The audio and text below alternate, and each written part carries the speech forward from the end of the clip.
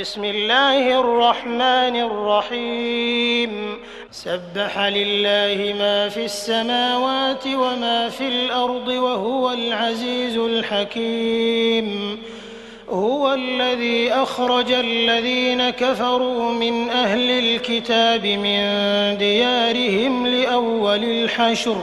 ما ظننتم أن يخرجوا وظنوا أنهم مانعتهم حصونهم من الله فأتاهم الله من حيث لم يحتسبوا وقذف في قلوبهم الرعب يخربون بيوتهم بأيديهم وأيدي المؤمنين فاعتبروا يا أولي الأبصار. ولولا أن كتب الله عليهم الجلاء لعذبهم في الدنيا ولهم في الآخرة عذاب النار ذلك بأنهم شاقوا الله ورسوله ومن يشاق الله فإن الله شديد العقاب. ما قطعتم من لينة أو تركتموها قائمة على أصولها فبإذن الله وليخزي الفاسقين. وما أفاء الله على رسوله منهم فما أوجفتم عليه من خيل ولا ركاب ولكن الله يسلط رسله على من يشاء والله على كل شيء قدير. ما أفاء الله على رسوله من أهل القرى فلله وللرسول ولذي القربى واليتامى والمساكين وابن السبيل كي لا يكون دولة بين الأغنياء منكم. وما آتاكم الرسول فخذوه وما نهاكم عنه فانتهوا واتقوا الله إن الله شديد العقاب. للفقراء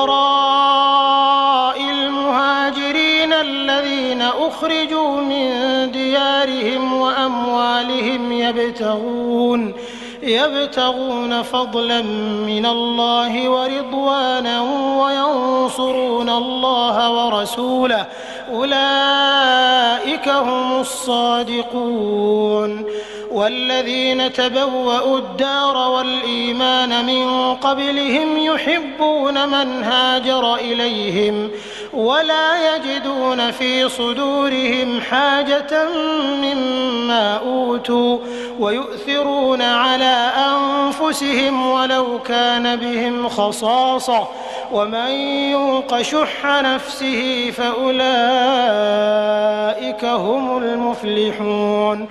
والذين جاءوا من بعدهم يقولون ربنا اغفر لنا ولإخواننا الذين سبقونا بالإيمان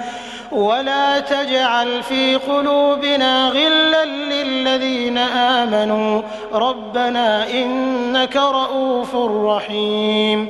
ألم تر إلى الذين نافقوا يقولون لإخوانهم الذين كفروا من أهل الكتاب لئن أخرجتم لنخرجن معكم ولا نطيع فيكم أحدا أبدا وإن قوتلتم لننصرنكم والله يشهد إنهم لكاذبون. لئن أخرجوا لا يخرجون معهم ولئن قوتلوا لا ينصرونهم ولئن نصروهم ليولن الأدبار ثم لا ينصرون.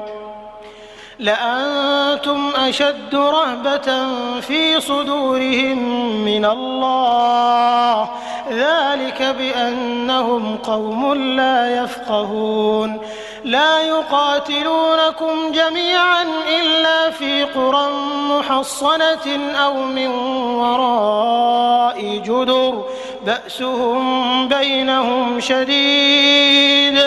تحسبهم جميعا وقلوبهم شتى ذلك بأنهم قوم لا يعقلون كمثل الذين من قبلهم قريبا ذاقوا وبال أمرهم ولهم عذاب أليم كمثل الشيطان إذ قال للإنسان اكفر فلما كفر قال إني بريء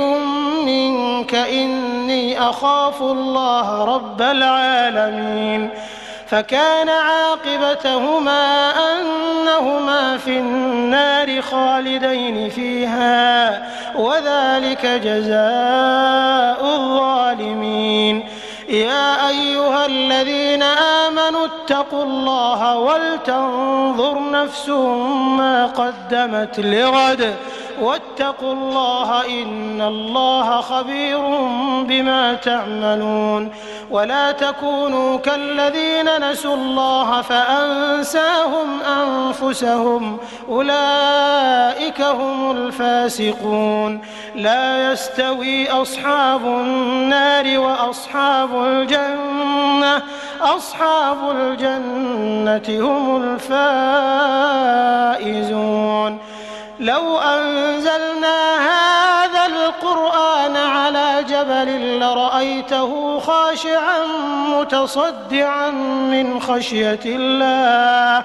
وتلك الأمثال نضربها للناس لعلهم يتفكرون هو الله الذي لا إله إلا هو عالم الغيب والشهادة هو الرحمن الرحيم هو الله الذي لا إله إلا هو الملك القدوس